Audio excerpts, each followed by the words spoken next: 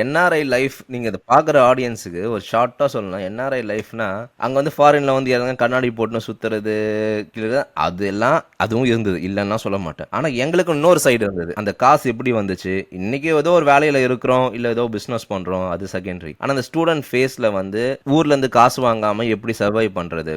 Almost எல்லா வேலையும் பார்த்துட்டோம் நாங்க. பண்ணாதவே கிடையாது. கார்டனிங் பண்றது, மண்ண தோண்டுறது, கக்கூஸ் கழுவுறது, கார்பேஜ் அள்ளுறது, நைட் ஃபுல்லா நின்னு சலாம் போடுறது, செக்யூரிட்டி வேலை, பெட்ரோல் போடுற வேலை. நம்ம ஊர்ல பெட்ரோல் அதெல்லாம் அங்கான அது நிறைய ஒரு சேஞ்ச். நம்ம இந்த வேலை பார்த்தனால தான் நம்ம இந்தியா போறப்போ ஒரு பெட்ரோல் போற அண்ணனையா இருக்கட்டும், யாரையா கார்பேஜ் எடுக்கிறவங்களா இருக்கட்டும், ஒரு மரியாதை வந்துச்சு. ஏன்னா இங்க டிக்னிட்டி ஆஃப் லேபர் வந்து நம்மளுக்கு வந்து எக்ஸிபிட் பண்ணாங்க. அதனால தான் நம்ம வேலை செஞ்சோம். டேய் சீ கக்கூசல்றியா கழுவுறியா அப்படின்னு எவ்வளவு நம்மள இந்த ஊர்லயும் பண்ணியிருந்தானா நம்மளுக்கு வந்து ஒரு டெஸ்டினேஷன் இருந்திருக்கும். ஆனா இட் வாஸ் சோ வெல்கமிங். அது ஒரு வேலை அவ்வளவுதான். உனக்கு எல்லாரும் ஐடில வேலை செய்யறவங்க தான் நான் கும்பிடணும் அப்படிலாம் கிடையாது. யார் வேலை செஞ்சாலும் அவங்களை எல்லாருமே வந்து ரெஸ்பெக்டபுளாக தான் ட்ரீட் பண்ணாங்க.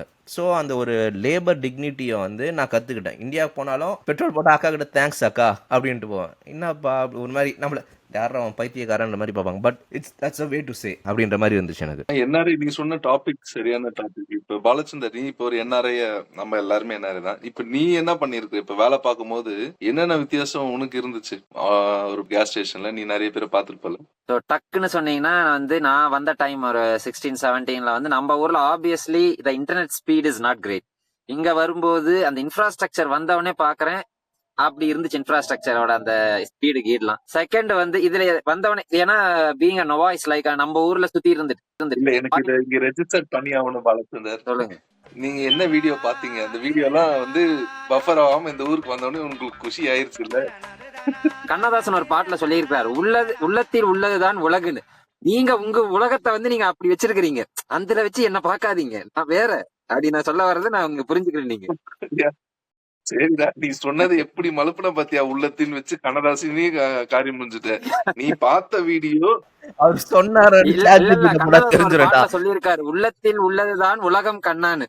சோ நீங்க வந்து உங்க உலகத்தை வந்து ஏதோ ஒரு வீடியோ வச்சு வந்து நீங்க ரெடி பண்ணிருப்பீங்க போல. நீங்க என்ன பண்ணா அந்த வீடியோ மாத்தணும் ஃபர்ஸ்ட். நம்ம ஒரு ஃபில்டர் தான். நம்ம ஃபில்டர்ல தான் நம்ம உலகத்தையே பாக்குறோம். ஒவ்வொருத்தரும் ஒவ்வொரு மாதிரி பாக்குறாங்க. அதுல ஆமா, நீங்க வந்து ரெட் ஃபில்டர் போட்டிருக்கீங்க புருஷோத்தமன். நீங்க அந்த ரெட் ஃபில்டர் எடுத்துட்டு கிரீன் போடுங்க, மாத்துங்க. சரிடா, நீ பார்த்த வீடியோ வேறடா.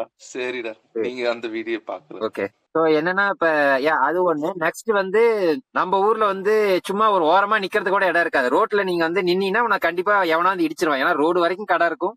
சோ இங்க வந்து பாத்தீங்கன்னா எங்கனாலும் போய் உட்கார்றது நிக்கிறதுக்கு அவ்வளவு ஸ்பேஸ் இருந்துச்சு. இது ரெண்டு தான் எனக்கு வந்து வெரி ஸ்ட்ரைக்கிங். அண்ட் மூணாவது என்னன்னா யாருனாலும் ஒரு ஹலோ சொல்றது, ஒரு ஃபேஸ பார்த்து சிரிக்கிறது, இது வந்து நம்ம ஊர்ல ரொம்ப கம்மி இருக்கும். ஆனா நீ அப்படி சிரிச்சிட்டேன்னு வைய நம்ம ஊர்ல உடனே வந்து அது வந்து என்னமோ நம்மள பைத்தியக்கார மாதிரி பார்ப்பாங்க. இந்த மூணு விஷயம் வந்து இந்த ஊர்ல எடுத்தவனே impression, straight away the first impression எனக்கு. அதாவது what you mean is like இங்கே வந்தானா காலையில் யாருன்னே தெரியாது. நீ பஸ் ஏற காலைல 6 மணிக்கு 5 மணிக்கு போய் நிற்கிற, அப்படியே தூக்கத்துல ஏந்து போய் நிற்கிற. ஒரு பாட்டியம்மா வந்து good morning have a great day அப்படின்னும். அப்படியே ஒரு எனர்ஜி வரும். ஓகேவா? தூக்கத்தில் இருக்க குட் மார்னிங் அப்படின்ட்டு போயினே இருப்போம். நம்ம இறங்குற கனடால எந்த இடத்துல இறங்குறன்றதை பொறுத்து இருக்கு. டொரண்டோல போய் இறங்கியிருந்தானா அவனுக்குலாம் வந்து இந்தியா பார்ட் 2 இருந்திருக்கும். பட் நம்ம லக்கியா நம்ம ஒரு ஆட்டோவால போயிருந்தோம். ஸோ நம்மளுக்கு ஒரு நல்ல ஒரு தாலாட்டு இந்த கனடா நம்மளை அப்படி பார்த்துக்குச்சு. ஸோ ஐ ஃபெல்ட் தட் வே.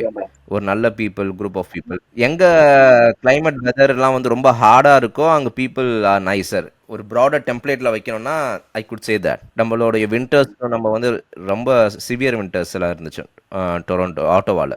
டொரண்டோல அவ்வளோ கிடையாது. we didn't experience it. So people were giving free rides. எங்க ஒன்று ரொம்ப பஸ் ஸ்டாப்ல ஸ்னோ ஸ்டாம்ல இருக்கிறத பார்த்தாங்களா அவங்களே they came and offered rides. So இந்த மாதிரி ஒரு நல்ல விஷயங்கள்லாம் நடந்துச்சு. நம்ம ரேசிசம்லாம் பெருசா எக்ஸ்பீரியன்ஸ் பண்ணல நம்ம இருந்த வரைக்கும். நம்ம தான் ரேசிஸ்ட், வேற எவனுமே இல்ல. நம்ம தான் நமக்கு ரேசிஸ்ட்.